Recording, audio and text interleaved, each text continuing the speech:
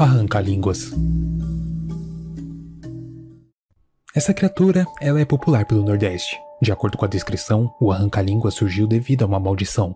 Há muito tempo atrás, uma mulher estava tendo um caso com um índio. Porém, o seu pai não poderia saber desse caso, pois ele era o tipo de pessoa que usava índios como escravos. Só que por fofoca de uma mulher que acabou vendo os dois juntos, o pai mandou matar esse índio. A mulher ficou totalmente devastada e triste quando soube da notícia. Então, ela foi até outra tribo para poder lançar uma maldição em quem fez a fofoca. E assim surgiu a lenda do arranca-línguas, uma criatura parecida com um gorila gigante que se alimentava de línguas, tanto de animais como de humanos, mas principalmente de fofoqueiros. Esses eram seus favoritos. Alamoa. Ilha de Fernando de Noronha, mais especificamente na Praia da Conceição. Lá existe uma lenda bem macabra. Conta que homens que ficam nessa praia em noite de lua cheia acabam se deparando com uma mulher loira de olhos claros. Essa mulher, ela aparece nua seduzindo os rapazes. Quando eles estão completamente hipnotizados, ela os atrai para um pico de 321 metros. O homem, encantado por sua beleza, não percebe o perigo e a segue até lá em cima. Só que quando eles chegam lá, ela mostra sua verdadeira forma, uma caveira totalmente assustadora. Após isso, ela prende o rapaz lá em cima para guardar o seu corpo como alimento ou, dependendo da sua raiva, ela simplesmente o empurra de lá de cima. Boitatá. O boitatá é descrito como uma cobra gigante que está em chamas. Normalmente ela é avistada em noites de lua cheia. Dizem que essa criatura é tão poderosa e temida que até mesmo os animais da floresta têm medo e respeitam ela. Existem várias versões de onde essa criatura surgiu, mas a mais popular diz que deuses indígenas criaram ela para proteger a floresta dos caçadores e lenhadores, que não respeitavam a natureza. Então, dar de cara com essa criatura não é algo muito interessante, pois se uma pessoa a encontrar e olhar diretamente nos seus olhos, essa pessoa ficará completamente louca pro resto da vida. Baile das Bruxas de Itaguaçu. Essa lenda ela vem de Florianópolis, na praia de Itaguaçu. Observando bem o local, é possível notar uma concentração de rochas amontoadas, mas segundo as lendas, essas não são rochas comuns, e sim bruxas. Tudo começa muitos séculos atrás, onde um grupo de bruxas decidiu se reunir para fazer uma festa. Mas havia uma figura que era temida por todos, e por isso, essa figura nunca era convidada para suas reuniões. Esse era o diabo. O diabo era muito temido por elas, pois ele era um ser superior. Com isso, ele tratava as bruxas muito mal, onde ele chegava ao ponto de fazer elas beijarem o seu pé como forma de submissão. Devido a isso, elas resolveram não convidá-lo para a festa. Porém, ao saber da festa das bruxas na praia, para o qual ele não foi convidado, o diabo ficou furioso e assim lançou uma maldição terrível sobre as bruxas. As bruxas que haviam se reunido para celebrar a magia da natureza foram todas transformadas em rochas. Rochas essas que são vistas até hoje. Mas aí fica a pergunta, será que um dia elas vão retornar à sua forma normal? Nunca saberemos. Besta Fera. Nas noites de lua cheia, uma criatura enviada pelo próprio demônio das profundezas do inferno sai. Essa é a Besta Fera. A Besta Fera é um ser macabro, uma fusão de demônio com perna de cavalo. Possui presas afiadas e chifres sinistros. Durante a sua jornada pela terra, a criatura vaga com um chicote, o qual ela usa para atacar aqueles que ousam cruzar o seu caminho, enquanto ela caminha com uma matilha de cães, uivando e acompanhando ela. A missão da Besta Fera é bem simples, encontrar almas penadas daqueles que em vida cometeram atrocidades e maldades. Ela os encontra e os leva para o inferno, onde enfrentarão um julgamento terrível por seus pecados. Aparentemente, essa criatura ela não oferece nenhum perigo para os vivos, isso se nenhum desses cruzar o seu caminho, pois olhar para a Besta Fera é o mesmo que assinar o seu contrato de morte, pois ela não gosta nem um pouco de ser percebida. Boto cor-de-rosa. O boto cor-de-rosa ele vem do rio Amazonas. Realmente é uma espécie que existe lá. De acordo com a lenda, fala que na data das festas juninas, o boto cor-de-rosa se transforma em um belo e elegante jovem. Ele sai das profundezas dos rios, vestido de branco e com um chapéu para esconder as suas narinas, que ficam na parte de cima da sua cabeça. Assim, ao sair, ele vai se divertir nas festas com as mais belas mulheres que tem lá, dançando e flertando até conquistá-las. Após isso, ele vai para a cama com essas mulheres. No entanto, ao primeiro sinal do sol nascer, ele precisa retornar para o rio, pois vai retornar à sua forma original. Assim, o boto desaparece para nunca mais ser visto, deixando elas grávidas de um filho sem pai. É por isso que se tornou comum quando o filho nasce sem pai dizer que ele é filho do boto. Caboclo da Água. Há muitos anos, próximo ao rio Araguaia, se falava sobre uma criatura assustadora que vive nas águas. Este é o Caboclo da Água. Essa criatura é uma fusão de homem e peixe. O Caboclo da Água afunda embarcações inteiras com facilidade, corta as linhas das varas dos pescadores com o objetivo de devorar as suas vítimas. Mesmo os animais mais ferozes e perigosos da região, como onças, jacarés e até mesmo grandes serpentes, elas ainda temem essa criatura. Desde muitos anos, com muitos ataques sendo revelados, os residentes da região aprenderam que a única maneira de afastar a criatura temporariamente é lhe oferecer fumo ou cachaça. No entanto, isso é apenas uma solução temporária para um problema bem maior. Desesperados por proteger as suas embarcações e suas vidas, a comunidade desenvolveu maneiras de resistir aos ataques do caboclo. Um desses métodos é a realização de um ritual de proteção, que consiste na pintura de uma estrela branca no fundo do casco das embarcações. Acredita-se que essa estrela branca é capaz de afastar o espírito maligno do Caboclo da Água. Além disso, muitos barcos são decorados com máscaras assustadoras esculpidas para espantá-los. Mas, será que isso é o suficiente? Cabeça de cuia. Nas margens do rio Parnaíba, na cidade de Teresina, a lenda de um garoto chamado Crispim começou a se espalhar. Diz a lenda que um jovem de uma família muito pobre gostava de brincar na beira do rio. Certo dia, cansado e faminto, ele voltou para casa, mas ao chegar lá, se deparou com uma refeição bem simples. Por não ter comida, a sua mãe preparou uma sopa de ossos. Crispim não aprovou muito a ideia e então, com fome e revolta no seu coração, ele começou a discutir com a sua mãe. Foi aí que, em meio à discussão, ele acabou cometendo um ato terrível. Crispim pegou um osso de boi e jogou na cabeça da sua mãe, que acabou tirando a sua vida. Mas antes de exalar o seu último suspiro, ela lançou a maldição nele. A maldição condenava Crispim a vagar eternamente pela água do rio Parnaíba, como uma alma penada. À medida que o tempo passava, Crispim começou a se transformar em uma criatura monstruosa. A sua cabeça crescia de forma desproporcional, assumindo a forma de uma cuia, aterrorizando qualquer um que conseguisse o ver. No entanto, a maldição da sua mãe só poderia ser quebrada quando ele devorasse 7 Marias virgens. Porém, Crispim jamais teve chance de concluir essa missão. Dizem que seu corpo nunca foi encontrado, mas ao longo dos anos, relatos sombrios continuaram a se espalhar de pessoas afirmando que veem a criatura até hoje. Caipora e Curupira. Esses dois eles possuem o mesmo objetivo, porém, um é uma mulher e o outro é um homem. E o Curupira ele é bem mais macabro, por isso eu citarei os dois aqui. Primeiro vamos à Caipora. A lenda conta que a Caipora é uma defensora da floresta, contra caçadores e lenhadores que estão afetando a fauna. A Caipora, ela é pequena, forte, com pele morena, cabelos vermelhos e olhos brilhantes. Ela consegue controlar os bichos, ficar invisível assim para confundir os seus inimigos. Ela ainda ajuda a manter a natureza em equilíbrio. Algumas pessoas têm medo dela, mas muitas comunidades indígenas a respeitam e a vê como uma protetora da natureza. Podemos dizer que uma heroína. Agora com o Curupira, o buraco é bem mais embaixo. O Curupira ele também tem esse papel de proteger a floresta, mas ele tem mais interesses que a Caipora. Dizem que ele adora raptar crianças e mulheres para cometer abusos com elas. Com o seu poder de imitar vozes ou até mesmo animais, o Curupira chama a atenção, trazendo a vítima até ele, e após isso, sumindo com ela na mata. Muitos relatos começaram a se espalhar de caçadores que começaram a ir atrás do Curupira. Porém, ele é malandro, então ele monta armadilhas para não ser pego, fora que seus pés são ao contrário, então seguir as suas pegadas não é uma boa opção, pois nunca vamos saber se as pegadas são dele mesmo ou de outra pessoa. O Curupira, apesar de mau, é uma criatura muito inteligente, então por isso dizem que ele está por aí até hoje. Capelobo. Essa criatura ela vive pelo norte do Brasil, e ela é bem curiosa. O capelobo é uma espécie de ser híbrido entre um humano e um tamanduá, possuindo garras enormes e afiadas e o corpo todo peludo.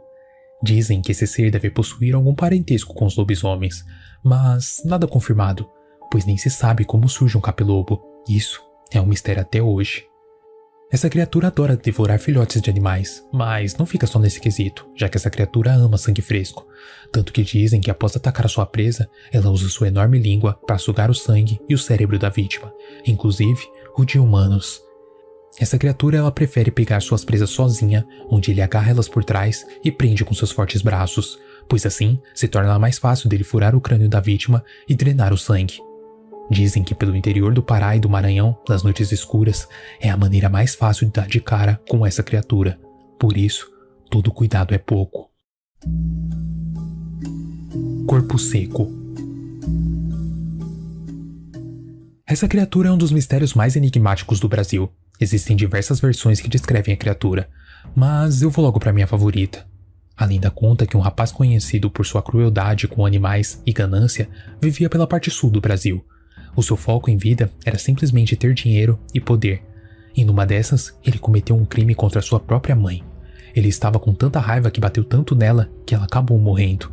Sem rancor ou remorso, ele continuou vivendo a sua vida, até que certo dia, esse rapaz estava em um bar e acabou arrumando uma discussão onde acabou sendo assassinado por um bêbado que estava lá. Dizem que após isso, nem o céu e nem o inferno quiseram sua alma, devido a todas as coisas que ele fez em vida. Então, nem mesmo a terra queria seu corpo. Mesmo quando ele era enterrado, o seu corpo era cuspido para fora. Sendo assim, o corpo seco foi amaldiçoado a se tornar uma alma penada que vaga como um zumbi por aí, pagando pelos seus pecados, caçando outras pessoas que são tão pecadoras como ele, e a cada pessoa dessa que ele pega, se torna um novo corpo seco. Cuca. A Cuca é uma bruxa que vive nas florestas brasileiras bem escondida. Ela possui unhas enormes e uma pele velha e uma cabeça de jacaré. Segundo contam, ela mora em uma caverna criando suas magias, escondidas da humanidade. Mas isso não dura por muito tempo, pois ela sai de lá às vezes, pois precisa de crianças para suas poções, assim raptando elas. Desse jeito ela usa o que precisa e devora o resto. Dizem que após 1000 anos de vida, a Cuca acaba morrendo, mas antes disso ela deixa um ovo de onde vai nascer uma nova Cuca, mais poderosa e mais maldosa. E aí, se a gente para pra pensar, a gente lembra daquela música. Nana neném, que a Cuca vem pegar. Papai foi pra roça, mamãe foi trabalhar. E essa música ela deixa uma questão na nossa cabeça. Se o papai foi pra roça e mamãe foi trabalhar, quem tá cantando a música? Essa música descreve muito bem um sequestro, pois a Cuca tá cantando para a criança dormir e assim levar ela de uma maneira mais fácil para sua caverna.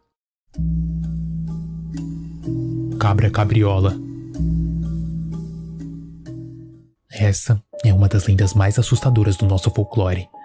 Nela conta que certo dia uma mãe deixou seus filhos em casa e disse para eles não saírem, pois ela tinha que trabalhar até o outro dia de manhã. Ignorando o aviso, os meninos brincaram até tarde da noite. Ao voltar para casa, eles sentiram algo estranho, aquela sensação de ser observados. Ao entrar, o irmão mais novo, exausto, abriu a janela para aliviar o calor e foi dormir. O mais velho fez o mesmo. Quando foi por volta das 00:30, o irmão mais velho ouviu batidas na porta, semelhantes à voz da sua mãe. Desconfiado, olhou por debaixo da porta e viu algo assustador. Pés de cabra, seguido por olhos amarelos. Rapidamente ele bloqueou as portas, até que lembrou da janela e correu para fechá-la, já esperando o pior. Porém, ao entrar lá, tudo estava tranquilo. Ele fecha a janela e fica com medo de dormir, mas, derrotado pelo cansaço, ele acaba cedendo. Só que algumas horas depois, ele acorda abrindo só um olho, pois está ouvindo uns grunhidos estranhos, e é aí que ele nota um ser humanoide misturado com uma cabra devorando seu irmão. Vendo que não tem saída, ele finge que está dormindo até a criatura sair do quarto. E ela sai. Pela manhã ele resolve sair do quarto para esperar a sua mãe, mas ao abrir a porta, ele se depara com a sua mãe devorada na sala. E perto dela tem um bilhete que está escrito: Eu sou a cabra cabriola, que se alimenta de pessoas, sejam ruins ou boas, são apenas minhas escolhas. Se vivo você sair, saiba que eu vou te perseguir. A cabra cabriola vai saciar a sua sede por aí. Dué. Dué é o nome de um ser divino e maléfico das lendas dos índios Tariana. Esses índios habitam os territórios ao redor do Rio Negro, no noroeste do Amazonas. Esse ser seria uma espécie de duende, que em certa ocasião usou seus poderes para criar um grande sol, provocando uma enorme seca na terra, além de incêndios nas florestas matando todos os seres vivos que estavam lá. No entanto, o ser maligno não estava satisfeito com o que ele fez. Então, ele reuniu os ossos de todos os seres que haviam morrido, fossem eles animais, peixes, aves ou até mesmo humanos, e com um toque sinistro, Dué usou seus poderes para ressuscitar os mortos, fazendo-os vagar como sombras sem memória do seu passado. As ações de Dué não agradaram o deus Tupã, deus esse que os Tupi-Guaranis acreditam ser o criador do universo. Esse deus, então, ele decidiu castigá-lo. Ele bloqueou a nascente de um rio, fazendo com que ele enchesse e inundasse a terra. Os animais e os homens migraram para os montes para se refugiarem, e após 3 luas, a terra secou e todos puderam retornar. Enquanto a Dué, não se sabe o que aconteceu com ele, mas desde então, ele nunca mais foi visto por ninguém. Mas e se ele retornar? Iberê. Dizem que essa criatura é parente de uma que já falamos aqui, a Caipora. Só que o Iberê é diferente. Ele gosta de se esconder em troncos de árvores vazias, esperando a sua presa passar para poder atacá-la e se alimentar. Um detalhe interessante é que ele possui uma perna só, mas ninguém sabe o motivo disso. Só se sabe que ele se parece com um duende e é uma criaturinha muito travessa, brincando com a mente da sua vítima, fazendo sons para deixá-la confusa e maluca, e assim finalmente capturá-la quando ela perder completamente a noção da realidade. Famaliá, o diabinho da garrafa. O Famaliá, ou diabinho da garrafa, é uma criatura criada para realizar os seus desejos. Diz a lenda que nos dias de Quaresma, que são 40 dias antes da Semana Santa e da Páscoa, se uma pessoa conseguir um ovo de galinha colocado nesta data, ela pode fazer um ritual. Após conseguir o ovo, a primeira sexta-feira que suceder a isso, a pessoa deve levar esse ovo embaixo do braço esquerdo para uma encruzilhada, onde esse ovo será fecundado pelo próprio diabo. Depois de 40 dias, vai nascer o diabinho e você deve colocá-lo dentro de uma garrafa. A partir daí, ele vai realizar todos os seus desejos até o fim da sua vida. Só que existe um porém. Um pacto sempre tem um preço. No final da vida dessa pessoa, que pode ser longa ou curta, o diabinho vai levar ela pro inferno, sem mais e sem menos. Gorjala. O Gorjala é um monstro gigante de um olho só que adora comer pessoas que estão viajando completamente desprevenidas. De acordo com a lenda, ele atua como se fosse um protetor da floresta. Sendo assim, qualquer um que invada sua área, ele devora, independente se a pessoa é boa ou má. Dizem que ele tem o hábito de colocar as suas vítimas embaixo do braço, enquanto caminha com elas. Assim, ele vai arrancando os membros e vai devorando lentamente. Com isso, muitas pessoas acreditam que é extremamente perigoso caminhar em florestas à noite, pois se essa criatura te pegar, ela não terá piedade. Hipocampo. Essa lenda ela teve origem na Grécia, mas ela tem a sua parte aqui no Brasil também. De acordo com a lenda, o hipocampo é uma fusão de 2 animais. Na parte da frente, ele se assemelha a um cavalo, e na parte de baixo, algo na forma de um peixe ou um dragão marinho ou até mesmo uma serpente marinha. A história do hipocampo foi oficialmente registrada em 1873, quando um padre chamado Francisco Bernardino de Souza viajou até a região norte e lá ele aprendeu muitas histórias com os indígenas. Em uma dessas, eles falavam de um lago escondido, perto da misteriosa Ilha do Cavalo Marinho, situada no rio Guaicurapá. Os relatos eram claros e impressionantes. O lago era o habitat do hipocampo, e os indígenas tinham um medo profundo dessa criatura. Esse temor acabou impedindo com que as águas do lago fossem exploradas, e assim manteve a Ilha do Cavalo Marinho totalmente intocada. Ipupiara. Essa é uma das criaturas mais antigas do folclore brasileiro, pois foi registrada em 1564. Dizem que o Ipupiara apareceu na praia de São Vicente, em São Paulo, local onde ficava a primeira vila brasileira. A lenda conta que naquela época, uma índia estava apaixonada por um índio da vila, e eles costumavam sair pela noite, para ir até a praia. Lá, eles iam para namorar.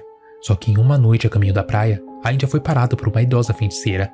A idosa brigou com ela pelo motivo dela estar enganando o capitão, o qual ela era casada. Ela disse que as criaturas do mar não gostavam nada disso, e que ela deveria dizer a verdade. Por fim, ela não ligou muito para isso, então ela resolveu ir para seu encontro próximo ao mar, mas ao chegar lá, viu que não havia ninguém, por isso, resolveu esperar um pouco. Nesse momento, uma criatura parecendo um leão marinho com 3 metros de altura abraçou ela por trás, apertando até que ela sufocasse. Após isso, devorou seus olhos, narizes, pontas dos dedos dos pés e das mãos e sua genitália, largando o resto do corpo lá, que foi encontrado pela manhã. Após isso, diz a lenda que essa criatura vive no mar, esperando o momento certo para atacar pessoas despercebidas. Yara. Conta a lenda que a Yara era uma corajosa guerreira, dona de uma beleza invejável. Por esse motivo, seus irmãos sentiram inveja e tomaram a decisão mais óbvia: matá-la. No entanto, durante o combate, devido às suas habilidades de guerreira, a Yara conseguiu inverter a situação, e quem acabou matando os irmãos foi ela.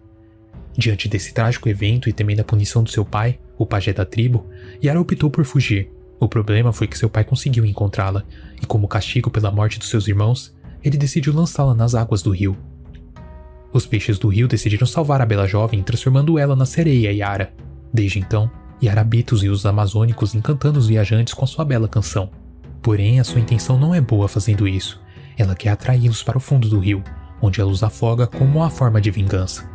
Acredita-se que se um homem conseguir escapar da canção da Yara, ele será perseguido por uma loucura permanente, levando à perda da vida após alguns dias. Janaí. Esta criatura é uma versão aterrorizante dos vampiros tradicionais, mas em vez de capas e castelos, ele habita a selva na forma de um macaco, de olho e cabelos vermelhos. O Janaí é conhecido por poder camuflar partes do seu corpo em um tom escuro para se esconder nas noites sem lua. Além disso, ele possui garras afiadas, semelhantes às de um bicho preguiça, que utiliza para atacar suas presas. Embora prefira atacar crianças desobedientes e mal educadas, o seu alvo principal são aquelas que não foram batizadas. Porém, ele não se limita a isso e ataca qualquer um que cruze o seu caminho.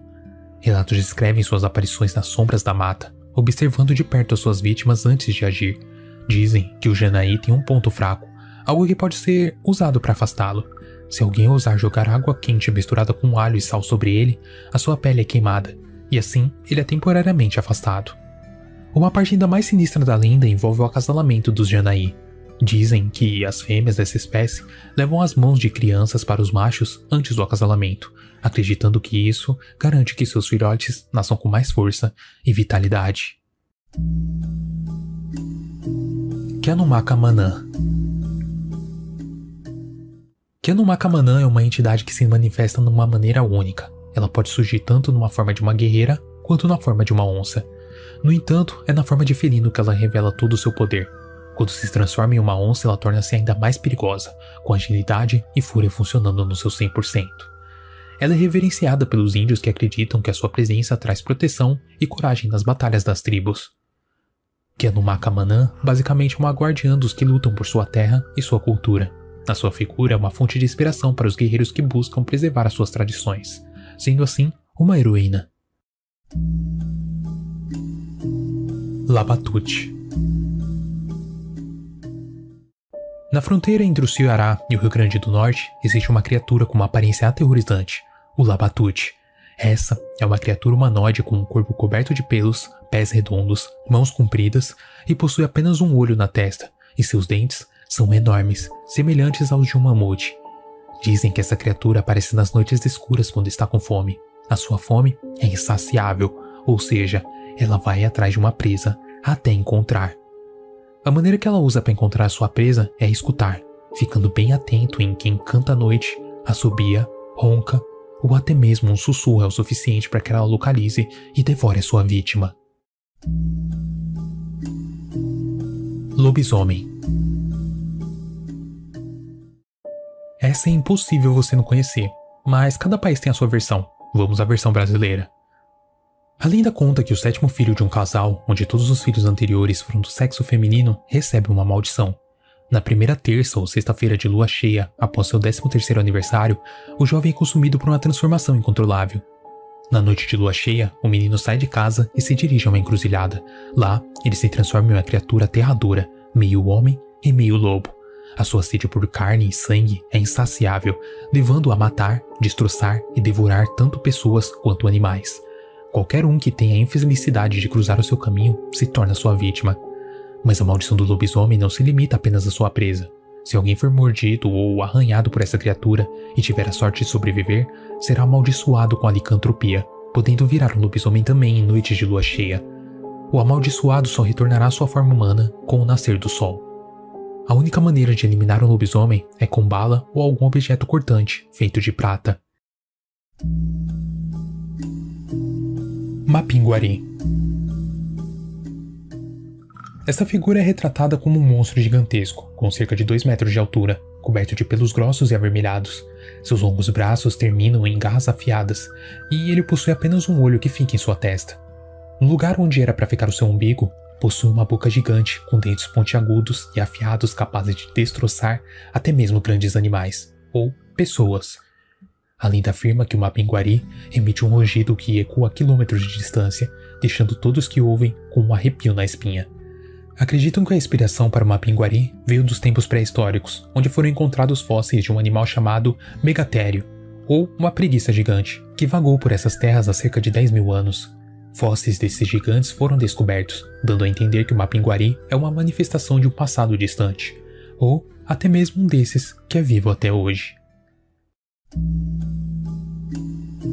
Matinta Pereira. A Matinta Pereira é uma bruxa de aspecto envelhecido que assombra as casas ao cair da noite. No escuro, ela se transforma em um pássaro conhecido como rasga-mortalha. O pássaro pousa nos telhados ou muros das casas, soltando um assobio que faz os moradores ficarem cientes da sua presença. A Matinta Pereira costuma aparecer durante a noite ou a madrugada, perturbando o sono das pessoas. Nesse momento, um dos moradores deve declarar em voz alta que está disposto a oferecer a ela comida e tabaco. Após a oferta ser feita, o pássaro voa para outras residências, repetindo o ritual. No dia seguinte, a Matinta, agora com a sua forma humana de bruxa velha, visita as casas que fizeram as oferendas e recebe o que lhe foi prometido na noite anterior. Caso os moradores não cumpram com a sua promessa, a bruxa lança uma terrível maldição sobre a casa, trazendo doenças ou até mesmo a morte dos que moram lá. O poder da maldição da Matinta é assustador e o castigo pode ser transmitido para outras pessoas. Quando a bruxa está perto da sua morte, ela começa a abordar outras mulheres perguntando somente a frase: "Você quer?" Se a resposta for positiva, resultará em uma nova Matinta Pereira. Mãe do Ouro. A Mãe do Ouro ela é descrita como uma bela mulher com cabelos que reluzem como ouro, vestida com um longo traje brilhante. Conta-se que em tempos passados havia um homem muito cruel que agredia diariamente os seus escravos porque eles não conseguiam encontrar ouro suficiente para ele. Com compaixão pelos sofrimentos dos escravos, a Mãe do Ouro decidiu aparecer para um deles, conduzindo até uma grande mina de ouro. Em troca, fez com que o escravo prometesse que ele nunca revelaria a localização da mina a ninguém. O escravo cumpriu a sua promessa e levou uma quantidade impressionante de ouro para seu mestre. No entanto, o senhor dos escravos, consumido pela ganância, ele não conseguia aceitar a riqueza sem reconhecer a origem. Então ele submeteu o escravo a terríveis torturas, até que ele revelasse o local. O homem acabou não suportando o sofrimento, então ele revelou o segredo. O senhor dos escravos, ao chegar na mina, encontrou uma riqueza nunca antes vista. Porém, a Mãe do Ouro, ciente de tudo que havia acontecido, ficou profundamente furiosa. Com seus poderes sobrenaturais, fez com que a entrada da mina desabasse, deixando o homem ganancioso ali, desamparado, até a sua morte. Minhocão. Nas profundezas dos rios do Mato Grosso, uma lenda se espalhou por muitas pessoas. Dizia-se que ali habitava uma criatura colossal, conhecida como Minhocão, com mais de 100 metros de comprimento. O Minhocão era uma criatura temível com enormes presas e uma couraça tão resistente que nenhuma flecha, lança ou até mesmo arma de fogo poderia penetrar. Por onde essa criatura passava, ela deixava um rastro de destruição. A lenda conta que no rio Cuiabá, que é onde essa criatura morava, os pescadores notaram a falta de peixe devido à criatura espantá-los, tornando assim o rio extremamente perigoso. Na época, os pescadores e indígenas que dependiam do rio para sobreviver sofriam com a fome, pois não haviam mais peixes para pescar ou animais para caçar. Moradores de bairros tradicionais como Santa Amália ou Araçá contam que o Minhocão desapareceu da região quando houve uma grande enchente em 1974. Após a enchente, o Minhocão ficou preso debaixo da igreja matriz da capital, pelos fios de cabelo da Nossa Senhora que possui lá. Por isso, é proibido reformar ou restaurar a igreja, para não libertar o Minhocão. Mula sem cabeça. Essa é bem popular e possui duas versões. A primeira conta que mulheres que dormiam com seus namorados antes do casamento poderiam ser enfeitiçadas e virar uma mula sem cabeça. Isso refletia o controle das famílias sobre os relacionamentos de suas filhas.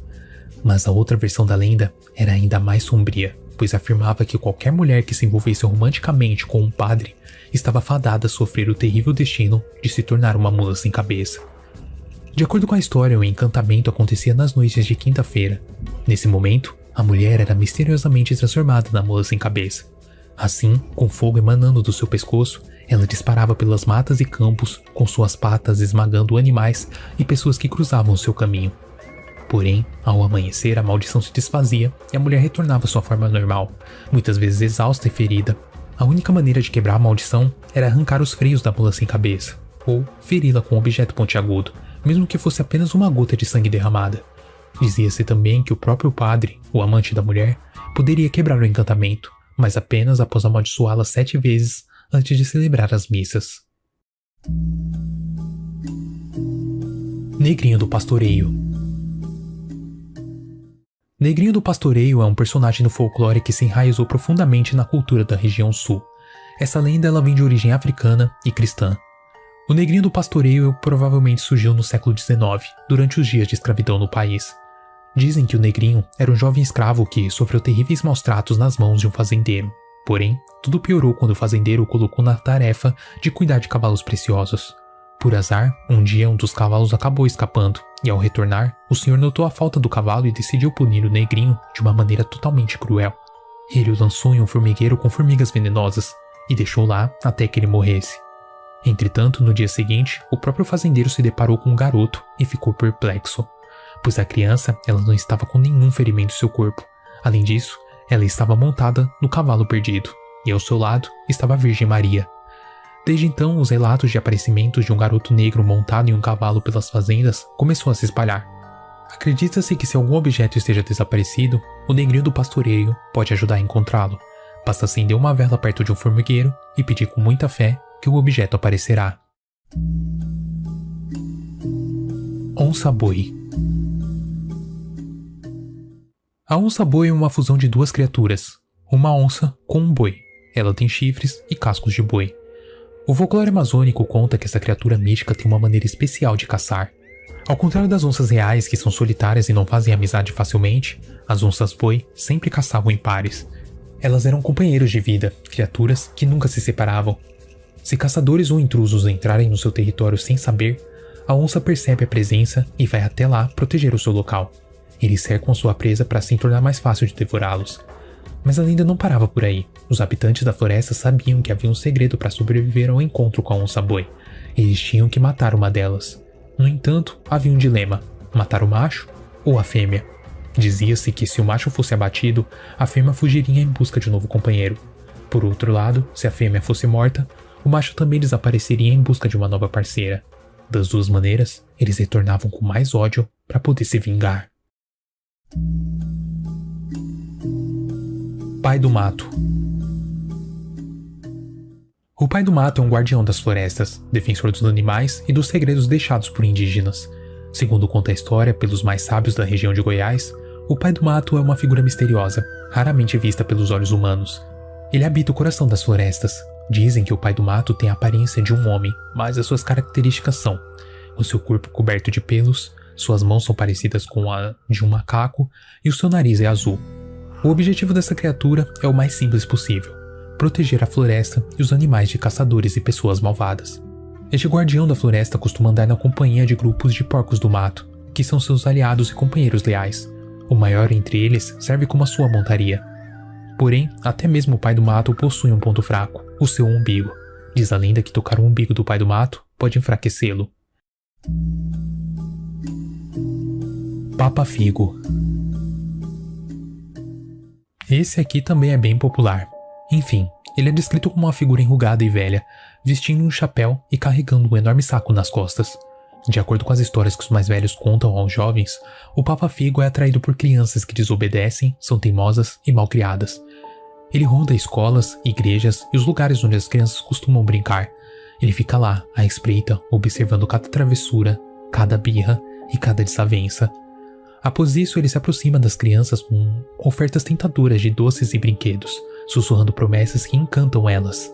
Uma vez que tenha chamado sua atenção, ele a sequestra e coloca dentro do seu saco, e de maneira cruel retira o fígado da sua vítima, consumindo para saciar a sua sede insaciável. Esse ato terrível leva à morte da criança, deixando para trás famílias destruídas pela dor da perda.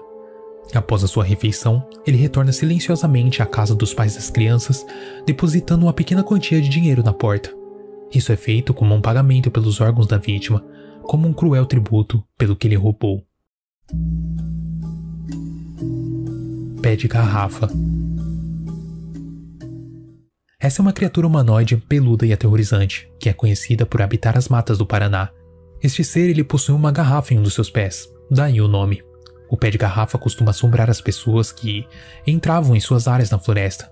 Uma característica intrigante dessa criatura é a sua capacidade de se adaptar a situações, onde ele pode crescer ou diminuir de tamanho, tornar-se invisível e até mesmo imitar vozes de pessoas. Essas habilidades são usadas para enganar as suas vítimas. Ele frequentemente pregava peças, imitando as vozes de pessoas queridas para atrair as suas presas. Uma vez que atraía suas vítimas, ele roubava suas almas e as aprisionava dentro de uma garrafa, em seguida devorando o corpo vazio sem alma. A única maneira de escapar dessa criatura era atravessar água corrente, o que aparentemente impedia ele de prosseguir. Outra maneira de derrotá-lo era acertar o seu umbigo, o que o mataria. Pisadeira. A pisadeira é uma mulher de aparência aterrorizante, retratada como alta e magra, com unhas grandes, dedos compridos e secos, olhos vermelhos arregalados, nariz longo, apontado para baixo e um queixo gigantesco.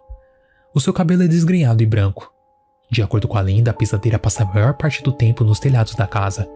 Após o jantar, quando alguém vai dormir de barriga cheia, ela entra em ação. Saindo do seu esconderijo, ela pisa no peito da pessoa, deixando-o em estado de paralisia. A vítima da pisadeira permanece consciente vendo tudo que está em volta, o que gera um grande desespero na vítima. Essa lenda ela está associada ao fato de que muitas pessoas têm o hábito de deitar logo após jantar, o que pode perturbar o seu sono e levar a ter pesadelos. Também tem relação com a experiência da paralisia do sono, uma condição em que a pessoa acorda temporariamente incapaz de se mover ou falar, frequentemente acompanhada de alucinações assustadoras. Essa criatura ela é particularmente conhecida nas cidades do interior de Minas e de São Paulo. Procissão das Almas. Essa lenda ela gira em torno de uma crença popular sobre os espíritos dos mortos que saem dos seus túmulos durante todas as sextas-feiras da quaresma. Esses espíritos vestem roupas largas, usam capuz branco e carregam uma vela enquanto participam de uma procissão. A história narra um incidente em que uma senhora que morava sozinha em sua casa foi acordada durante a madrugada pelo som de pessoas e cânticos. Ela se deparou com uma procissão de espíritos, mas notou que não conhecia ninguém ali, o que deixou ela intrigada, já que normalmente a procissão era anunciada pela igreja e pela população. Enquanto a procissão passava, uma das pessoas nela parou diante da janela da senhora e lhe entregou uma vela, pedindo que ela guardasse, pois voltaria no dia seguinte para buscá-la. A senhora concordou e posicionou a vela próximo à sua cama antes de voltar a dormir. Entretanto, ao amanhecer, a senhora levou um grande susto, pois a vela havia se transformado em ossos humanos. Segundo a lenda, esses eventos eram considerados um mau presságio, pois aquele que recebia a vela se tornaria a próxima vítima a morrer no dia seguinte, e a partir desse momento faria parte da próxima procissão das almas. Quibungo. Essa é uma criatura assustadora que, segundo a tradição, habita o estado da Bahia. O quibungo é representado como uma criatura com pelos grossos e escuros, garras afiadas e presas capazes de destroçar um homem sem dificuldade nenhuma. Além dessas características físicas, a criatura possui uma gigantesca boca em suas costas, que se abre quando ele se abaixa. Essa boca serve para devorar humanos que ele captura. O quibungo é uma mistura de homem com uma terrível fera. Apesar da sua força brutal, a criatura tem um apetite particular por crianças desobedientes e teimosas.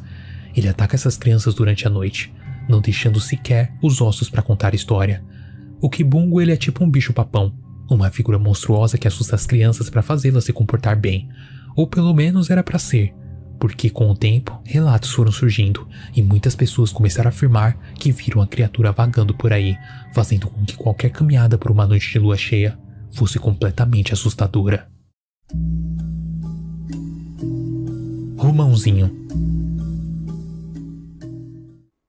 Esse é literalmente o mais sem alma de todos. Romãozinho era filho de uma família pobre, porém ele sempre foi levado e malcriado. A peste adorava maltratar animais, destruir plantas e quebrar coisas dos outros, sempre fazendo isso rindo. Já dava pra ver que o menino era bem mau. Só que certo dia sua mãe pediu para ele levar o almoço para o pai que estava trabalhando na roça. Com má vontade ele pegou a comida e começou a levar. Só que no meio do caminho, Romãozinho abriu a marmita e comeu os pedaços de galinha, deixando só os ossos lá. Quando seu pai viu a brincadeira, ele ficou furioso e perguntou que merda era aquela. Romãozinho, ruim como era, disse: "Ah, foi isso que me deram. Acho que a minha mãe comeu a galinha com o homem que ficava lá quando o senhor não tá em casa. E aí eles mandaram só os ossos." O seu pai ficou louco de raiva, largou a enxada e foi para casa com um facão, onde assassinou a sua esposa. O Romãozinho, ele riu de tudo aquilo, mas antes de dar o seu último suspiro, a sua mãe amaldiçoou ele a ficar vivo para sempre, para sofrer por todos os seus pecados. O seu pai, ao saber a verdade da história, se matou de desgosto. Após isso, contam que o Romãozinho continua vivo até hoje, fazendo suas maldades com pessoas que encontra por aí. Maldades que podem levar elas até a morte, onde ele continuará rindo sempre que alguém se ferrar. Saci Pererê. Acredito eu que não precisa de apresentações para o Saci, pois todo mundo sabe que ele é o menino de uma perna só e do gorro vermelho. No entanto, para tornar a lenda dele mais infantil, resolveram contar que ele era uma criança traquina que queimava o arroz, trocava coisas de lugar e derrubava as pessoas. Ele era apenas um menino levado e arteiro. No entanto, a verdadeira história é bem mais sombria. O Saci na realidade é o espírito vingativo de um escravo que foi terrivelmente torturado, acumulando um grande ódio em seu coração. Ele se vinga das pessoas rindo da desgraça delas. Um exemplo das suas vinganças é pegar um pedaço de madeira e espancar alguém até a morte, enquanto ele vai emitindo uma risada macabra. Ou então, ele pode atacar alguém com pedras enormes, causando ferimentos graves. O problema com o Saci é que ele não tem limites, o que na maioria das vezes resulta em uma morte trágica. Dizem que é possível capturar um Saci com uma garrafa, mas eu acredito que seja apenas um mito criado para diminuir o medo que as crianças têm dele, porque, pelo que a gente pode ver, o Saci é uma criatura muito pior. Teniaguá. O Teniaguá é uma lendária figura do sul do Brasil, envolvendo um largato encantado com uma pedra preciosa em sua cabeça, semelhante a um rubi. No entanto, por trás dessa forma de largato se esconde a história de uma princesa árabe. Ela foi trazida para o Brasil pelos europeus e foi enfeitiçada por Anhangá Pitã, mais conhecido como o Diabo Vermelho dos Índios. Esse feitiço fez com que a Teniaguá morasse em uma gruta misteriosa chamada Salamanca do Jaraú, onde muitos tesouros estão ocultos. Ela desempenha o papel de protetora dessas riquezas e só as entregará a um homem que seja corajoso o suficiente para aceitar o desafio de entrar na gruta e superar as 7 provas intrigantes. Mas no fim, não se sabe quais são essas 7 provas, mas dizem que quem entra lá e encontra a criatura não sai. O Aiuara.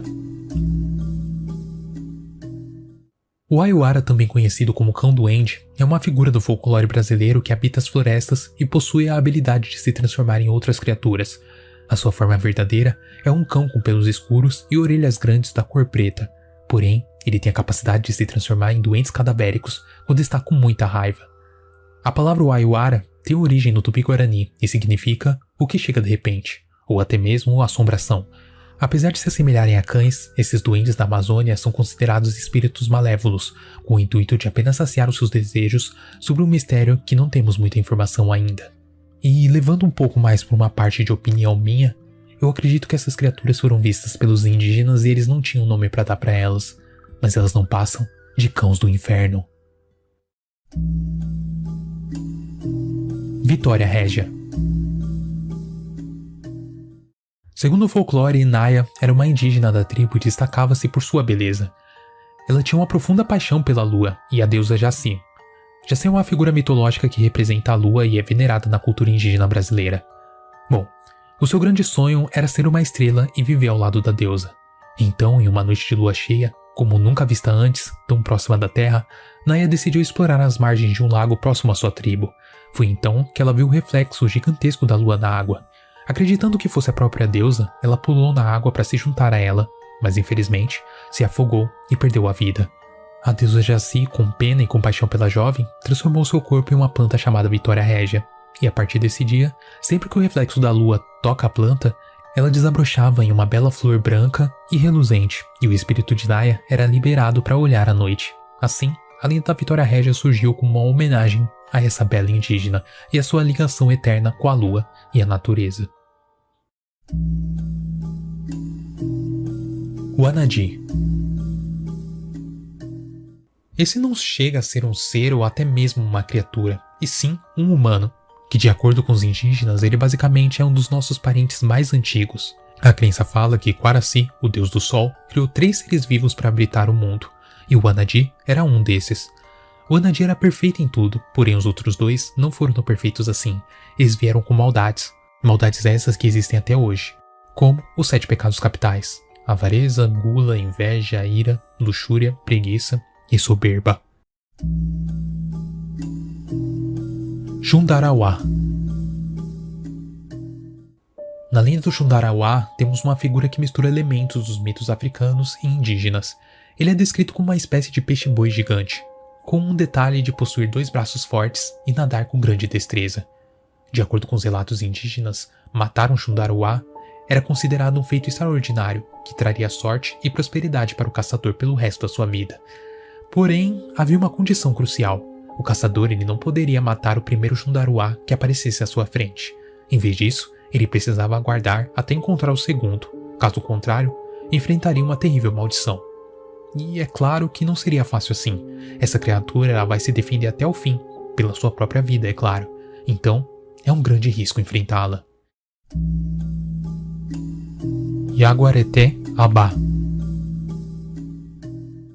Também conhecido como Homem-Jaguar ou Homem-Onça, é uma criatura mítica metade de homem e metade jaguar. A lenda envolve a ideia de bruxos que dominavam a habilidade de se transformar em uma criatura que combinava características humanas e características felinas. Para realizar essa transformação, os bruxos usavam couro de onça ou até mesmo um jaguar. Eles usavam também incenso e penas de galinha. Eles se escondem em uma moita e começam um ritual, andando de um lado para o outro sobre o couro, recitando preces enquanto passam por mudanças de forma. Após a transformação, parte em busca de caça na forma de uma criatura metade homem e metade jaguar. Assim, depois de conseguir sua presa e sua alimentação, eles retornam à sua forma original realizando o mesmo ritual, mas dessa vez em sentido ao contrário, da direita para a esquerda. Eles fazem isso com o objetivo de conseguir comida. Zumbi da Meia-Noite. O Zumbi da Meia-Noite é uma lenda que ecoa pelas noites escuras do Nordeste brasileiro. Imagine uma figura que se inicia com a morte de alguém. Um descanso que deveria ser eterno, mas que acaba sendo interrompido por vingança e assuntos inacabados. Nesse momento misterioso, a alma da pessoa falecida ressurge, não como um zumbi louco por carne, como muitas histórias de terror contam por aí, mas como uma aparição desse mundo e do além. O seu aspecto é fantasmagórico, com roupas funerárias e um rosto espectral. O propósito do Zumbi da Meia-Noite é o que dá vida à lenda. Ele retorna para finalizar tarefas inacabadas, resolver injustiça ou até mesmo buscar vingança contra aqueles que o prejudicaram em vida. Nesse momento, ele é uma força da justiça, punindo os culpados por seus atos cruéis. Basicamente, um espírito vingativo. Dizem que após cumprir o seu propósito, a alma vai embora.